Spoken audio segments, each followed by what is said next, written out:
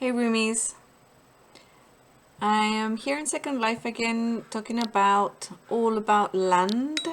As you can see, it's nighttime and you can see the lines where the properties are. Everything that's red belongs to somebody else. You can have green lines that belongs to you. Sometimes orange lines means you can something's for sale, and the little kind of teal lines or green line, no, kind of bluish lines mean that it belongs to a group, one of your groups. That land belongs to one of your groups.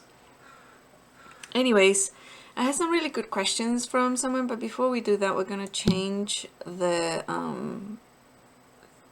time of day because it's nighttime here. Okay, so we have it at midnight because I was at a party and it needed to be dark. So we're going to go back to one of my favorites. I'm using the Firestorm browser. And let's see if I can find it. Places Grid, I think it's called, yeah. Places Grid. That's better now, we can see. And because I'm working with the land and I'm going to show you a few more things, that's why I'm not actually turning off the land visuals here. So the other day we left it that I bought two pieces here. They were actual private sales. I don't normally buy private sale land. What I usually do is I buy from Linden Labs directly. And the way that you do that, you can do a couple of things. One of them is what is abandoned land. Like this one is abandoned, or was the other day, I don't know. Yeah, it's still abandoned. Yeah, sometimes people live a second life and their land that they had bought before, they just reverts back to Linden. Sometimes they just right click the land and abandon it because they want to go somewhere else. So there's lots of reasons why people might abandon land, and then Linden Labs will usually ignore it for years. But sometimes if it's land that's very desirable, say at a beach or something, they wait a week, and then if there's more than one person who wants to buy it, they put it on auction. I think auctions are every 2 days, and to get to the auction place, you go to places.secondlife.com/auctions, and hashtag opens will give you everything that's for sale right now. But you have to realize that sometimes a piece of land is very desirable, so several people are going to be bidding for it. And if you buy it directly from Linden because it's abandoned, they sell it to you for 1 Linden per meter square. And that's a lot cheaper than anybody else is selling it. Especially if it's roadside, protected roadside, or at the beach. So, and the auctions, you have to watch what you see, like have a look, visit the place, see if you like it. Oop, we fell into the hole. See if you like it, look at the neighbors like we did here. One of the things I've had issues in the past with is some neighbors will put some of their prims go over to your land, and if they are linden trees, you cannot send them back to them. Any other types of prims you can send back to them, but what I usually do is I'll contact the neighbors. Say for example here there was a prim that was sticking into the land. I would usually take a picture with Giazzo and send it to them, the owners, and say, hey, can you move your tree or your house or your wall?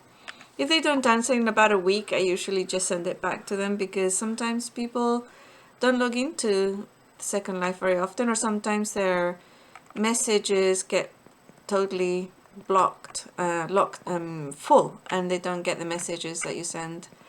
So, once or twice I sent a message, and if they don't respond, then I'll just send it back to them. It just creates like a better neighborhood feeling. A couple of times I forgot that there was once, for example, that I sent them a message, and then the next day I got confused. I thought I was in a different lot, and I thought I sent the message like a week earlier, but I hadn't. It was the day before. And I sent this lady's things back. She had a lot of stuff on the land that I had bought from Linden, and she got really upset and started trolling. So basically putting really obnoxious things around us in her land and things. It was really not very pleasant.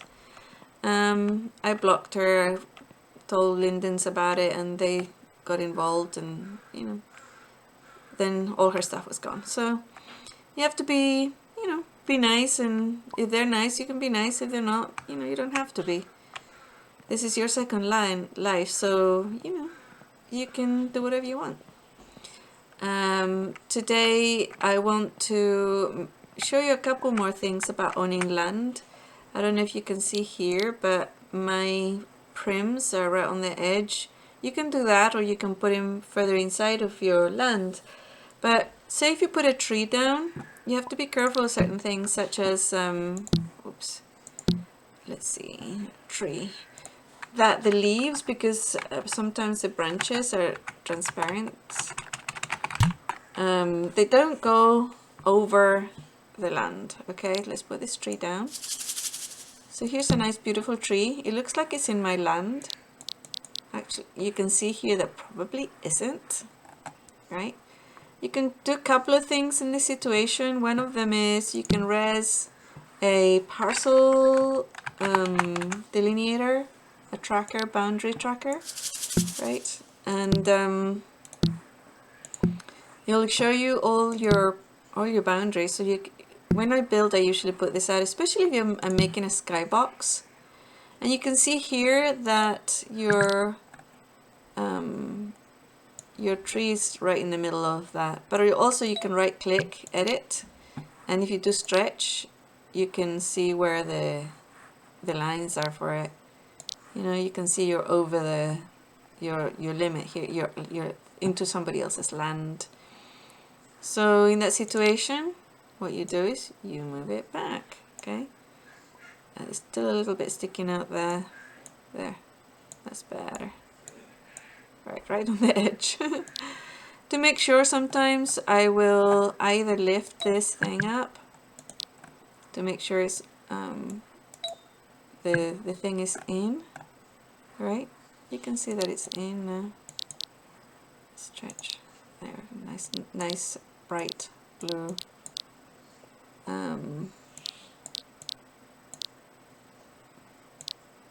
Yeah, it's in this little spot here.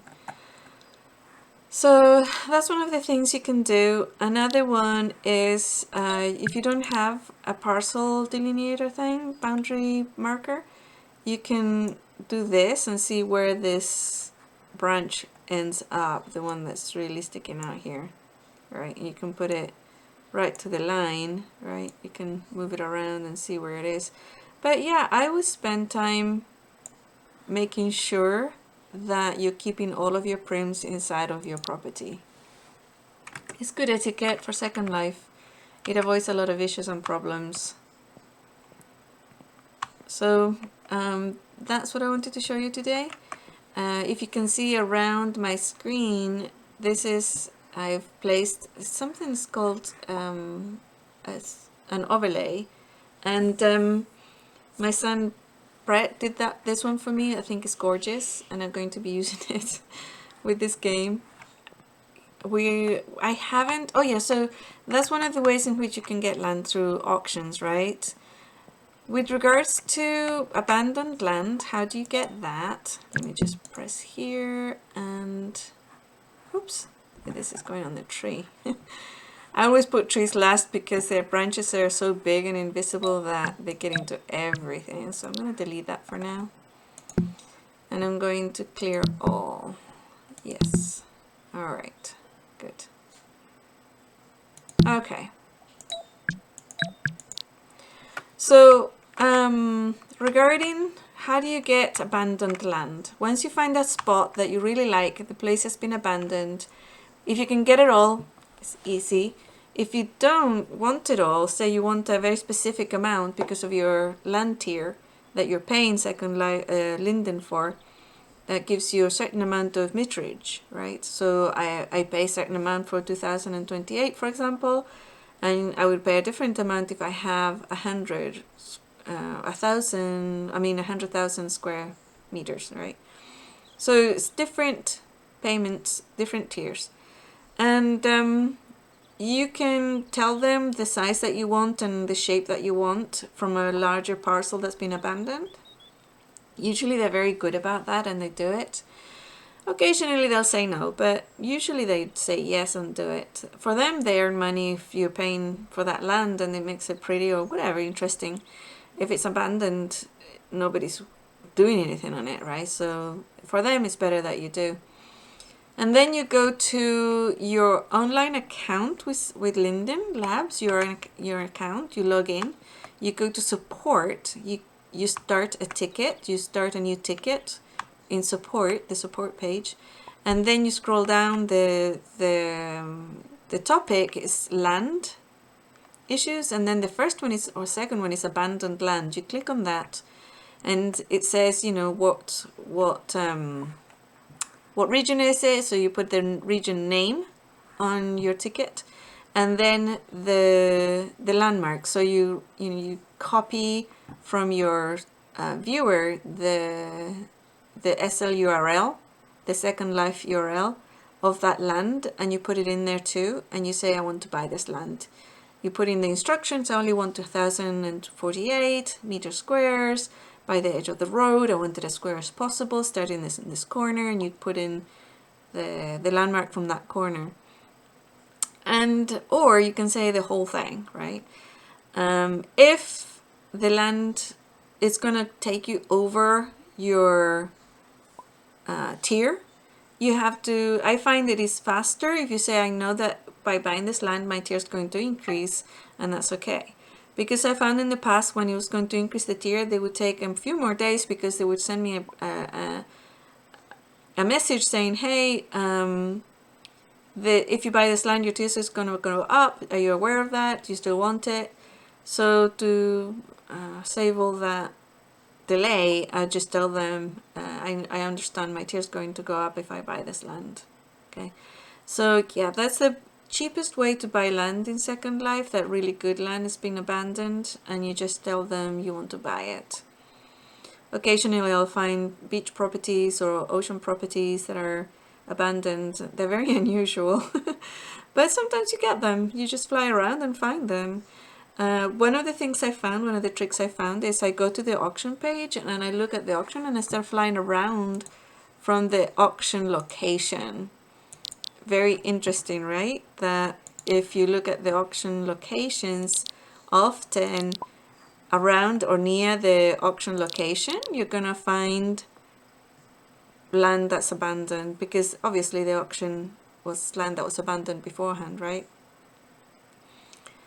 So yeah, I hope this was useful for you and that explained a few of the things that we've been talking about with regards to buying land. I'm going to be doing a little bit of decorating around here, and I'll probably speed it up on our next episode. I'm still waiting for Linden to answer my ticket about this other property around this one, this parcel here, right? It's 7,696 square meters. And if we could get that, that would be really cool. It gives us a lot of prims to rent out if we put a beautiful house here. One of the other reasons I didn't tell you the other day, one of the other reasons I chose this property to buy was because I already own some property in this region. I own, not this one, as you can see, it's red. I own the little house that we saw earlier on the other episode, the one that's still for rent. This one. This one. I own this one. And I also own the property behind it with the palm trees. And this house, which was put together by my assistant. She's learning how to put together properties for rent. And she did a fantastic job of this one. Really beautiful. Oops, here we go. And that one has ocean views. So yeah, she did a fantastic job of this property, and it was rented immediately. Yeah. Sometimes when you ask people to move their trees or whatever, they say, you know, it was such a tiny little amount and it's invisible, who cares? And I said, well, you know, I'm very particular about that. It's important to me and I appreciate it if you move it.